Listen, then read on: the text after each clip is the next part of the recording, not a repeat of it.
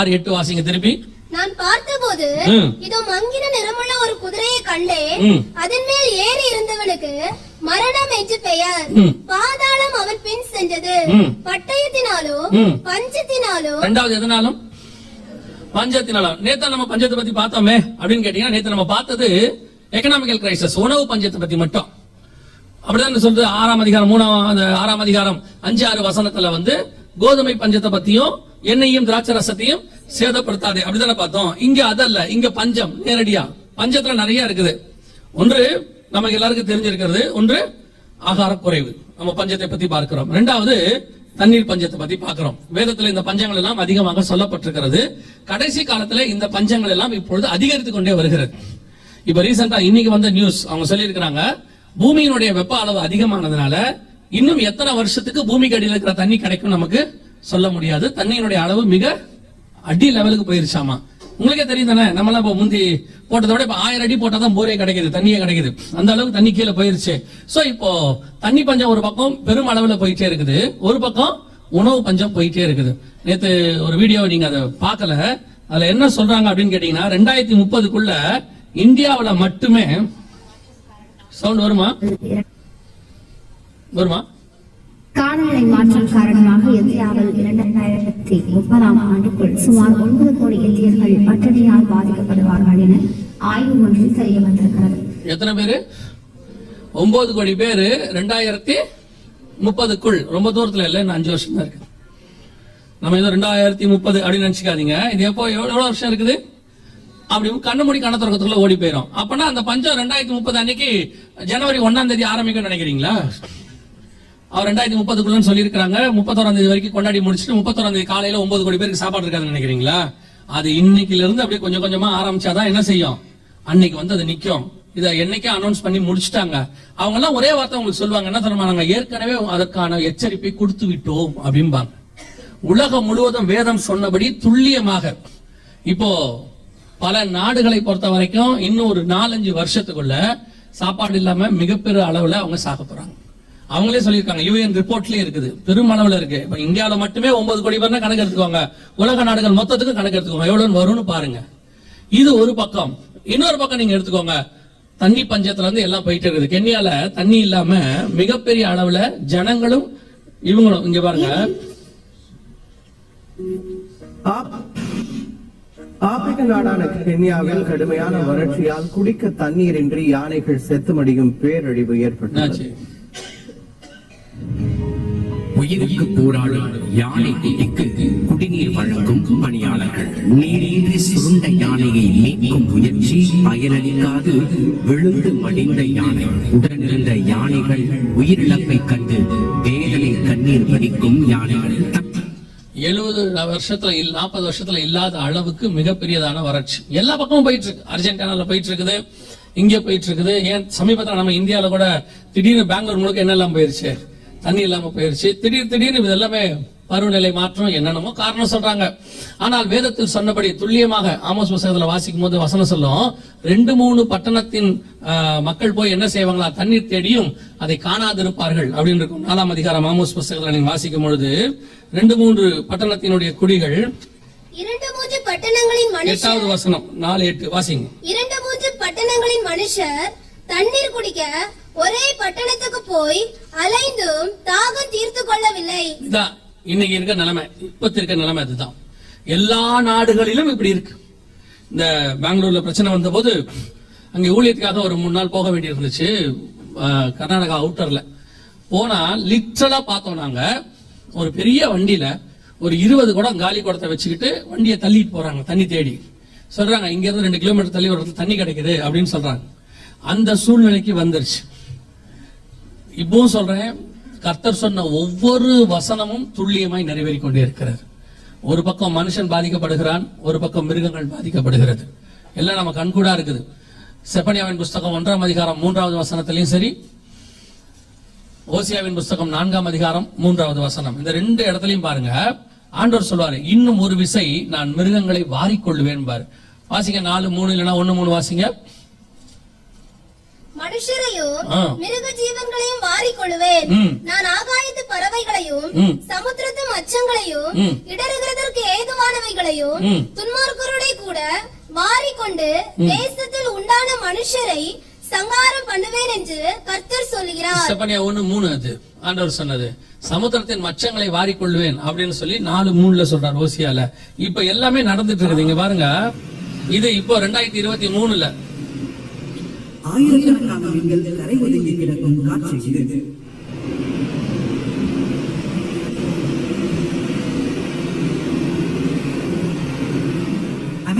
வரி குதிரைகளும் ஒட்டகச் சிவிகைகளும் வறட்சியினால் எந்தியாவில் செல்ல மடியும் காட்சி பார்ப்போரின் மனதை கலங்கடித்துள்ளது. இந்த சோகத்திற்கு என்ன எல்லா பக்கமும் நடந்துச்சு. ஆண்டவர் சொன்ன வசனங்கள்ல ஒவ்வொன்றும் துல்லியமாக நிறைவேறிக் கொண்டே இருக்கிறது நம்ம கண்ணுக்கு முன்னாடி. ஆனா நாம இதை எந்த அளவுக்கு சீரியஸா எடுத்துக்கிறோங்கிறதா இப்ப கேள்வி. ஒருபுறம் இப்ப நாம வாழ்ற இதே 2023, 24, அந்த 2022 இந்த காலகட்டங்கள்ல தான் இதெல்லாமே நடந்திருக்குது. ஆண்டவர் சொன்னபடியே ஒரு பக்கம் உணவு பஞ்சம், ஒரு பக்கம் தண்ணீர் பஞ்சம், ஒரு பக்கம் மிருகங்களுடைய சாகுதல், இது எல்லாமே நடக்குது ஆண்டவர் சொன்னபடி. நடுவுல பாத்தீங்கன்னா ஒரு 70 வருஷம் எந்த பிரச்சனையும் இல்லை. 1940களுக்கு மேல 2010 வரைக்கும் ஒரு பிரச்சனை கிடையாது. எல்லாம் நல்லபடியா போயிட்டே இருந்துச்சு. கோல்டன் பீரியட்னு சொல்லுவாங்க. இப்ப 2000க்கு மேல குறிப்பாக அந்த 20-25 வருஷமாக ஒவ்வொன்றும் பெரிய லெவல போயிட்டு இருக்கு. உங்களுக்கு தெரியும் நினைக்கிறேன், 2004 சுனாமி ஏற்பட்டது. அதுல இருந்து அடுத்து இந்த கடைசி 10 வருஷத்துல மட்டுமே உலகம் காணாத அளவுக்கு மிகப்பெரிய வறட்சியை நாம் பார்த்திருக்கிறோம். அதுவும் திருப்பி போடுறாங்க, வரலாறு காணாத வறட்சி இப்படி போட்டுட்டே இருக்கிறாங்க. எந்த அளவுக்கு நம்ம அதை சீரியஸா எடுத்துக்கிறோங்கிறத கேள்வி. ஒண்ணு நியூஸா படிச்சுட்டு விட்டுறோம், இல்ல ஒரு இன்ஃபர்மேஷனா வச்சுக்கொள்றோம். இதை பைபிளோடு கூட கம்பேர் பண்ணி பாக்குறோமா? இவை எல்லாம் சம்பவிக்க வேண்டியதான் ஆண்டவர் சொன்னாரு. இப்ப யோசிச்சு பாருங்க, நம்ம ஆண்டவர் சொன்ன அடையாளங்களை பாருங்க. வானத்துல ஆரம்பிச்சு சமுத்திரம் வரைக்கும் சொல்லி இருக்கிறார். வானத்துல இருக்கிற அடையாளத்துல இருந்து சமுத்திரத்துல இருக்கிற அடையாளம் வரைக்கும் மொத்தத்தையும் ஒவ்வொன்னா தனித்தனியா சொல்லி இருக்கிறாரு. இதை நம்ம எத்தனை வாழைக்கு இதை சீரியஸாக எடுத்திருக்கிறோம்? இது நடக்கும்போது எப்படி எடுத்திருக்கிறோம்? அதை விட பெரிய கொடுமை என்னன்னா, இவ்வளவு சீரியஸா பேசிட்டு இருக்கோம்ல, இதையுமே சீரியஸா இருக்காது ஒரு கூட்டம் உட்கார்ந்துருக்கோம்ல இங்க. இதெல்லாம் நடக்காது. அதெல்லாம் கர்த்தர் கிருபை உள்ளவர். இல்ல ஒரு குரூப் சர்ச்சுக்குள்ளே உட்காந்துருக்கோம். நான் சொல்றது இந்த சர்ச்சில் இப்ப உட்காந்துருக்கோன்றேன். இந்த யாரையோ பாத்துட்டான்றீங்க. ஆமா, நான் பாத்துட்டேன், அதனாலதான் சொல்றேன். இவ்வளவு சீரியஸா செய்தி எடுத்துட்டு இருக்கிறோம், நிர்விசனமா ஒரு குரூப் உட்கார்ந்து இருக்குது இல்ல. அது எனக்கு என்ன ஆச்சரியம்னா, வண்டி பிடிச்சு வந்து நிர்விசனமா உட்கார்ந்துருக்கு. அதான் கொடுமை பாருங்க. அழைக்கப்பட்டவர்களானோ தெரிந்து கொள்ளப்பட்டவர்கள் சிலர் சொன்ன மாதிரி அழைக்கப்பட்டவர்களா இருக்கிறாங்க, ஆனா தெரிந்து கொள்ளப்பட்டவங்களா இருக்கணும் அந்த லிஸ்ட்ல வர மாட்டாங்க போல தெரியுது. இதெல்லாத்தையும் நம்ம வெறும் இன்ஃபர்மேஷனா, ஒரு செய்தியா, சிலதெல்லாம் இருக்கு. இந்த நம்ம சொன்ன ஆட்கள் எப்படிப்பட்ட ஆட்கள் கேட்டீங்கன்னா, வந்து பாஸ்டருக்கு அட்டெண்டன்ஸ் போட்டு போறது. இல்லைன்னா பாஸ்டர் கேட்பாரு, என்ன நேத்து மீட்டிங்க்கு நீங்க வரல, அதுக்கு என்னத்த போய் சொல்றது, அதுக்கு பேசாம வந்து உட்காந்துட்டு அது போயிடலாம். அதனால ஒரு 1.5 மணி நேரம் உட்காரவும் முடியல. அது இப்படி ஆடுது, அப்படி நெளியுது, போனை பாக்குது, இப்படி பாக்குது, இந்த ஆள் எப்ப முடிப்பான்னு பாக்குது, முடிச்சு தொலைச்சானா போலான்னு நினைக்குது, இவர் என்ன செய்யலான்னு பாக்குது. கவனிச்சு கொள்ளுங்க, எனக்கு இதுல ஒரு நஷ்டமும் இல்லை. எனக்கு ஆண்டவர் சொல்ல சொல்லி அனுப்பினதை நான் சொல்றேன். உங்களை மீட்கும்படி கர்த்தர் விரும்பினதுனால இது நடக்குது. நான் இல்லாட்டி வேற யாரை வச்சாலும் உங்களுக்கு சொல்லுவாரு. ஆனா கேட்கறதும் கேட்காததும் உங்களுக்கு தான் இருக்குது. நியாய தீர்ப்பு நாள்ல உங்களுக்கு முன்னாடி இந்த வீடியோவே ஓடும், அவ்வளவுதான். ஆண்டவரே சொல்றார், வந்து சொன்ன நீ கேட்கலையே, நிர்விசனமா எடுத்துக்கிட்டியே, விளையாட்டா எடுத்துக்கிட்டியே, ஜாலியா எடுத்துக்கிட்டியே. என்ன இதுல என்ன ஒரு கூட்டம் வந்து எப்படி இது ஆகும்னே தெரிய மாட்டேங்குது. நல்லா தெரிஞ்சுக்கொள்ளுங்க, கர்த்தர் சொன்ன அடையாளங்கள் நடக்கும் பொழுது அது எல்லாம் எதுக்கு அடையாளங்களா வச்சார்னா நம்மளை சரி பண்ணி கொள்வதற்காக மட்டும், வேற எதுக்காகவும் இல்லை. இது வெளியே நடக்கிற பஞ்சம். சபைக்குள்ள ஒரு பஞ்சம் நடக்கும். உங்க எல்லாருக்கும் தெரிஞ்ச ஒரு காரியம் தான். ஆமோஸ் புஸ்தகம் 8ஆம் அதிகாரம் 11வது வசனம் இருக்கு. இது உங்க எல்லாருக்கும் தெரிஞ்ச ஒரு அடையாளம். அது இப்போ துல்லியமா நடந்துகிட்டு இருக்குது. வசன ஆகார குறைவினால் உண்டாகிய பஞ்சம் அல்ல, ஜலக்குறைவினால் உண்டாகிய தாகமும் அல்ல, கர்த்தருடைய வசனம் கேட்க கிடையாத பஞ்சத்தை அனுப்புவேன் என்று கர்த்தராகிய ஆண்டவர் உரைக்கிறார். வெளியே இருக்கிற பஞ்சம் ஒரு பக்கம் போயிட்டு இருக்குது, அங்க நடக்கக்கூடிய காரியங்கள் எல்லாம் போயிட்டே இருக்குது. ஆனால் இது உள்ள ஒரு அடையாளத்தையும் ஆண்டவர் வச்சிருக்கிறார். என்ன அடையாளம்? கர்த்தருடைய வசனம் கேட்க கிடையாத பஞ்சத்தை அனுப்புவேன். யோசித்து பாருங்க. திடீர்னு 2 வருஷம், உங்களுக்கு எத்தனை வருஷம் தெரியாது, உலகம் முழுக்க 2-3 வருஷம் கர்த்தருடைய வசனம் கேட்க கிடையாத பஞ்சத்தை அனுக்கிற காலம் வந்துருச்சு. நீங்க சபை திறந்திருந்த காலத்துல, வந்து ஆராதிக்க வேண்டிய காலத்துல, வசனம் கேட்க வேண்டிய காலத்துல நிர்விசனமா இருந்ததுனால ஆண்டவர் சபையை மூடி போட்டார். இங்க உட்கார்ந்து செய்தி கேட்கக்கூடிய அளவுக்கு நமக்கு என்ன இல்ல, வாய்ப்பு இல்லாம போயிருச்சு. கொரோனா மேல தூக்கி பழிய போட்டோம், சரி இருந்துட்டு போட்டோம். ஆனாலும் நினைச்சாலும் செய்தி கேட்கிற நிலைமையில நாம இல்ல. நிறைய பேர் இப்ப என்ன ஆயிட்டாங்கன்னு கேட்டீங்கன்னா, இந்த ஆன்லைன்ல வந்தது, நான் திருப்பி சொல்றேன், ஆன்லைன் என்பது ஒரு சப்ஸ்டியூட்டாக வந்த ஒரு விஷயம். அது காஸ்பல் அறிவிக்கிறதுக்கு கர்த்தர் அதை யூஸ் பண்ணிக்கிறார். ஆனால் சபை கூடி வருதல் தான் வேதத்தில் சொல்லப்பட்ட சத்தியம். நிறைய பேர் இப்போ நான் அதனால அடிக்கடி சொல்வேன், நடக்கும் போது ஆன்லைனை நிறுத்திடணும். நிறைய பேர் என்ன சொல்றாங்கன்னா, நாங்க வர முடியாதவங்களா இருக்கிறோம், அதனால நாங்க என்ன செய்யறது, வேலையில இருக்கிறோம், அங்க இருக்கிறோம், அவங்களுக்காக தான் ஆன்லைன். நான் என்ன சொல்றேன், மீட்டிங் நடக்கும்போது போடாதீங்க, முடிச்ச பிறகு போட்டு விடுங்க. ஏன் இப்படி நடக்கும்போது பாத்தீங்கன்னா வர வேண்டிய ஆளே வரமாட்டேங்குது. அதெல்லாம் வீட்டுல ஜாலியா இருக்கு. ஏன்னா இப்போ கிளம்பி வந்து உட்காந்து செய்தி கேட்கறத விட அப்படியே இருக்கிற மேனிக்கு அங்க கேட்கலாம்.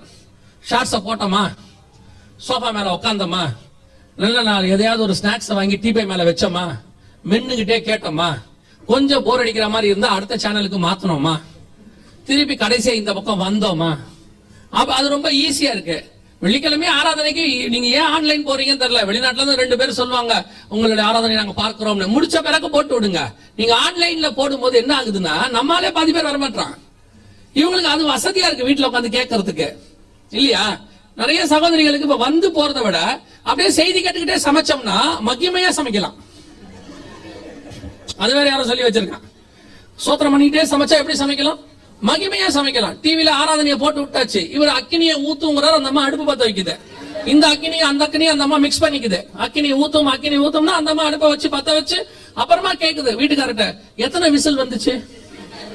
அவர் சொல்றாரு, அவர் முதல் பாட்டு போடும்போது முதல் விசில் வந்துச்சு. இப்ப இந்த ஆராதனைக்கும் விசிலுக்கும் கணக்கு இருக்கு. அதுக்குதான் சொல்றேன், இன்னைக்கு ஆராதனைங்கிறது எந்த அளவுக்கு ஆயிப்போச்சு, வசன பஞ்சத்தினுடைய காலம். இது ஏதோ ஆன்லைன்ல வேற வழி இல்லாம கொரோனா நேரத்துல வந்துச்சு. ஏன் கொரோனால அப்படி வந்துச்சுனால அதுக்கு ரீசன் இருக்கு. நாம சபையை ஒழுங்கா பயன்படுத்திக்கல, கூடி வரும்போது ஒழுங்கா கூடி வரல, செய்தி கொடுக்கும்போது ஒழுங்கா செய்தி உட்காந்து கேட்கல, நிர்விசாரணம். அதாவது சபை என்பது ஒரு ரிலிஜியஸ் சைட்டா மாத்தி வாரத்துக்கு ஒரு நாள் கண்டிப்பா போகணும்னு உங்க சைக்காலஜிக்கலி பிக்ஸ் ஆயிடுச்சு.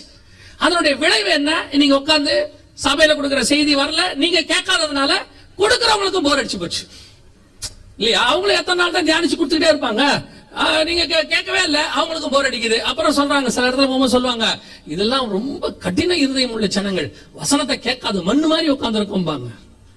நான் சொல்றேன், நாம் அந்த வசன பஞ்சத்தினுடைய காலத்துக்குள்ள இருக்கிறதால தான் இதெல்லாம் நடக்குது. நீங்கள் இந்த வசனத்துக்கு எவ்வளவு இம்பார்ட்டன்ஸ் கொடுக்குறீங்களோ அவ்வளவு இம்பார்ட்டன்ஸ் கர்த்தர் உங்களுக்கு கொடுப்பார். வசனம் சொல்லுது, நீங்கள் கர்த்தருடைய வேதத்தை மறந்தால் கர்த்தர் என்ன செய்வாரா? உங்கள் பிள்ளைகளை மறப்பேன். நீ என் வேதத்தை மறந்தாய், நான் உன் பிள்ளையை மறப்பேன். இன்னைக்கு அதான் நடந்துட்டு இருக்குது. சபை வசன பஞ்ச காலம். இது ஒரு வகையான பஞ்சம் கிடைக்குது, ஆனா நீங்க என்ன செய்யல, அதை யூஸ் பண்ணாம விட்டுட்டீங்க. அதுக்கப்புறம் கிடைக்காத காலம் ஒண்ணு வந்துருச்சு. ரெண்டாவது ஒண்ணு இருக்கு. நான் ஆண்டவர்கிட்ட எனக்கு என்னுடைய டவுட் நான் கிளாரிஃபை பண்ணிக்கிட்டேன் ஆண்டவர்கிட்ட. வசன பஞ்சம்னா என்ன ஆண்டவர்? எது வசன பஞ்சம்? எப்படி? ஏன்னா இன்னைக்கு தடுக்கி விழுந்த சர்ச்சு தான், இல்லையா? தடுக்கி விழுத, அதுவும் கொரோனாவுக்கு முன்னாடி நிலைமை கூட வேற. இப்ப அப்படியே இல்ல. இப்போ ஆன்லைன் ஒண்ணு வந்த பிறகு ஒரு செல்போனும் ஒரு பைபிளும் கையில இருந்தா போதும் அவரெல்லாம் ஊழியக்காரர் ஆயிடுறாரு. அவருக்கு பிரசங்கம் பண்ண தெரியுதோ இல்லையோ, ஆனா ஒண்ணு தெரியுது, பண்ற பிரசங்கத்தை கிரிட்டிசைஸ் பண்ண தெரியுது. அப்படி கிரிட்டிசைஸ் பண்றவரும் ஊழியக்காரர் ஆயிட்டார். அது ஒரு வகையான ஊழியமா மாறிடுச்சு. இப்ப சரிப்பா, அவர் தான் சரியா பண்ணல, நீ பண்ண, அது அவருக்கு அழைப்பு, அவர் தான் பண்ணோம். உன் அழைப்பு என்ன? கிரிட்டிசைஸ் பண்றது. அப்ப இந்த வசன பஞ்சம் அப்படின்னா என்ன? இன்னைக்கு ஆன்லைன்ல போய் பாருங்க, எத்தனை வகையான ஊழியங்கள், ஆயிரக்கணக்கில். ஒண்ணு பாக்குறதுக்கு ஒரு வகையில நல்லாவும் இருக்கு, ஐயோ இவ்வளவு ஊழியங்கள் இருக்குதுன்னு.